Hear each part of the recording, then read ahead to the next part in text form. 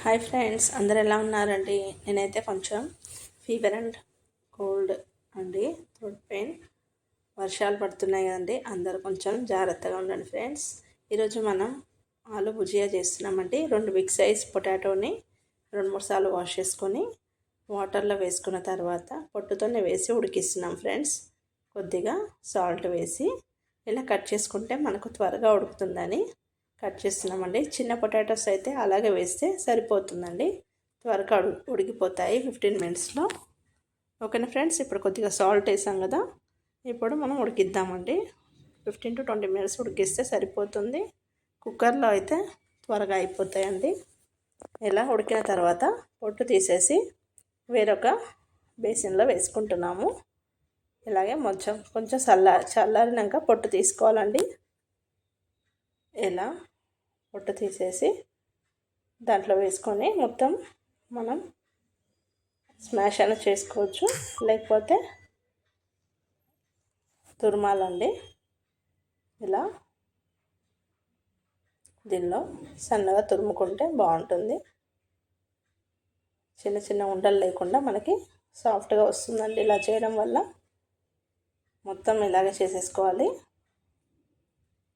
మనకి ఈజీగా అయ్యే ప్రాసెస్లో చూపిస్తున్నాము ఫ్రెండ్స్. మొత్తం ఇలా మనం చేసుకున్న తర్వాత ఇందులో ఆల్రెడీ మనం ఉడికించేటప్పుడు సాల్ట్ వేసాము. మరి కొంచెం సాల్ట్, కారం, కొంచెం మసాలాలు వేసుకొని మనం దీంట్లో కొద్దిగా శనగపిండి, కొంచెం బియ్యం పిండి కలుపుకోవాలండి. ఇలా మొత్తం స్మాష్ చేసిన తర్వాత మరొకసారి మిక్స్ లాగా చేసుకొని కారం తగినంత వేసుకోవాలి. తక్కువ తినే వాళ్ళైతే తక్కువ వేసుకోండి ఫ్రెండ్స్.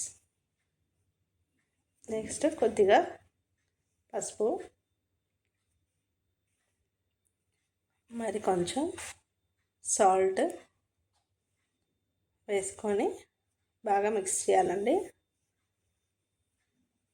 ఇది మొత్తం ప్రాసెస్ అయ్యేలోపు మనం ఇప్పుడైతే కొంచెం గరం మసాలా వేసామండి.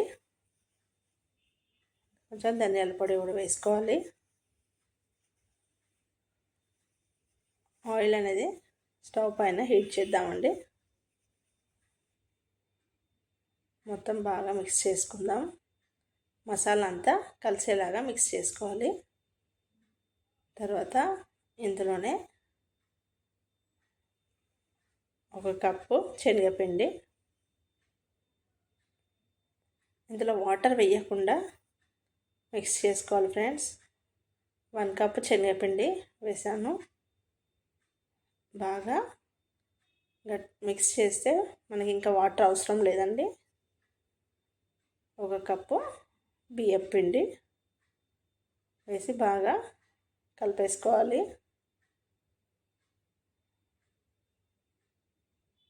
ఈ కొలత సరిపోతుందండి.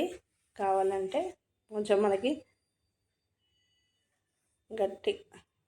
గట్టిగా అనిపిస్తే కొద్దిగా వాటర్ చల్లుకోవచ్చండి. మనకైతే ఇది సరిపోయింది, ఇంకేం వేయలేదు మనం. ఈ కన్సిస్టెన్సీ ఉంటే సరిపోతుందండి. మా దాంట్లో మురుకుల పావు తిప్పేది ఉంటుందండి, దాంట్లో వేసి మనం ఇలా చేసి ప్రెస్సింగ్ ఉంది, దాంట్లో వేసి మనం మురుకుల్లాగా సేవ్లాగా వేసుకోవాలండి. సన్నగా వస్తాయి. మనకి పిల్లలకి స్నాక్స్ లాగా కూడా పెట్టవచ్చండి. ఇవి కొద్దిగా చేసుకొని తింటే బాగుంటుందండి. ఎక్కువ చేసుకుంటే మనం తినలేము. మనకి ఎప్పుడు కావాలంటే అప్పుడు చేసుకొని తింటే బాగుంటుంది. ఇలా మొత్తం వేసుకోవాలి.